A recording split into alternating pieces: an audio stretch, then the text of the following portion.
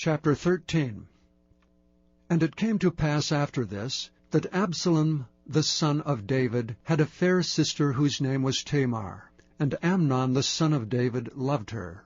And Ammon was so vexed that he fell sick for his sister Tamar, for she was a virgin, and Amnon thought it hard for him to do anything to her. But Amnon had a friend whose name was Jonadab, the son of Shimea, David's brother, and Jonadab was a very subtle man. And he said unto him, Why art thou, being the king's son, lean from day to day? Wilt thou not tell me? And Amnon said unto him, I love Tamar my brother Absalom's sister. And Jonadab said unto him, Lay thee down on thy bed, and make thyself sick. And when thy father cometh to see thee, say unto him, I pray thee, let my sister Tamar come and give me meat, and dress the meat in my sight, that I may see it, and eat it at her hand. So Amnon lay down and made himself sick, and when the king was come to see him, Amnon said unto the king, I pray thee, let Tamar my sister come, and make me a couple of cakes in my sight, that I may eat at her hand. Then David sent home to Tamar, saying, Go now to thy brother Amnon's house, and dress him meat. So Tamar went to her brother Amnon's house, and he was laid down. And she took flour, and kneaded it, and made cakes in his sight, and did bake the cakes. And she took a pan, and poured them out before him, but he refused to eat. And Amnon said, Have out all men from me. And they went out every man from him. And Amnon said unto Tamar, Bring the meat into the chamber, that I may eat of thine hand. And Tamar took the cakes which she had made, and brought them into the chamber to Amnon her brother. And when she had brought them unto him to eat, he took hold of her, and said unto her, Come lie with me, my sister. And she answered him, Nay, my brother, do not force me, for no such thing ought to be done in Israel. Do not thou this folly. And I, whither shall I cause my shame to go? And as for thee, thou shalt be as one of the fools in Israel. Now therefore I pray thee, speak unto the king, for he will not withhold me from thee. Howbeit he would not hearken unto her voice, but being stronger than she, forced her, and lay with her. Then Amnon hated her exceedingly, so that the hatred wherewith he hated her was greater than the love wherewith he had loved her. And Amnon said unto her, Arise, begone.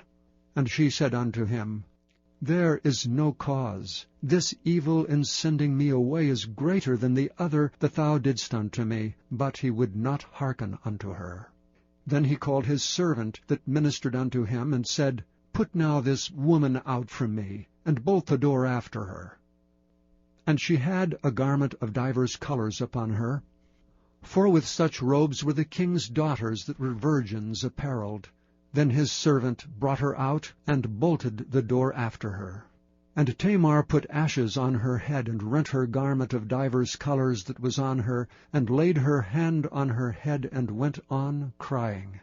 And Absalom her brother said unto her, Hath Amnon thy brother been with thee? But hold now thy peace, my sister. He is thy brother, regard not this thing. So Tamar remained desolate in her brother Absalom's house. But when King David heard of all these things, he was very wroth. And Absalom spake unto his brother Amnon neither good nor bad, for Absalom hated Amnon, because he had forced his sister Tamar.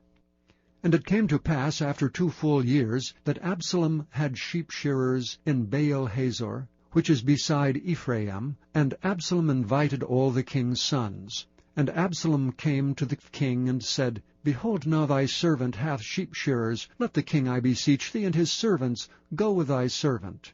And the king said to Absalom, Nay, my son, let us not all now go, lest we be chargeable unto thee. And he pressed him, howbeit he would not go, but blessed him. Then said Absalom, If not, I pray thee, let my brother Amnon go with us. And the king said unto him, Why should he go with thee? But Absalom pressed him that he let Amnon and all the king's sons go with him. Now Absalom had commanded his servants, saying, Mark ye now when Amnon's heart is merry with wine, and when I say unto you, Smite Amnon, then kill him, fear not. Have not I commanded you? Be courageous and be valiant. And the servants of Absalom did unto Amnon as Absalom had commanded. Then all the king's sons arose, and every man gat him up upon his mule, and fled. And it came to pass, while they were in the way, that tidings came to David, saying, Absalom hath slain all the king's sons, and there is not one of them left. Then the king arose, and tare his garments, and lay on the earth, and all his servants stood by with their clothes rent. And Jonadab the son of Shimeah, David's brother, answered and said, Let not my lord suppose that they have slain all the young men, the king's sons, for Amnon only is dead. For by the appointment of Absalom this hath been determined from the day that he forced his sister Tamar. Now therefore let not my lord the king take the thing to his heart, to think that all the king's sons are dead, for Amnon only is dead. But Absalom fled. And the young man that kept the watch lifted up his eyes, and looked, and behold, there came much people by the way of the hillside behind him. And Jonadab said unto the king, Behold, the king's sons come, as thy servant said, so it is. And it came to pass, as soon as he had made an end of speaking, that, behold, the king's sons came, and lifted up their voices, and wept. And the king also and all his servants wept very sore. But Absalom fled, and went to Talmai the son of Ammihud, king of Geshur. And David mourned for his son every day. So Absalom fled, and went to Geshur, and was there 3 years.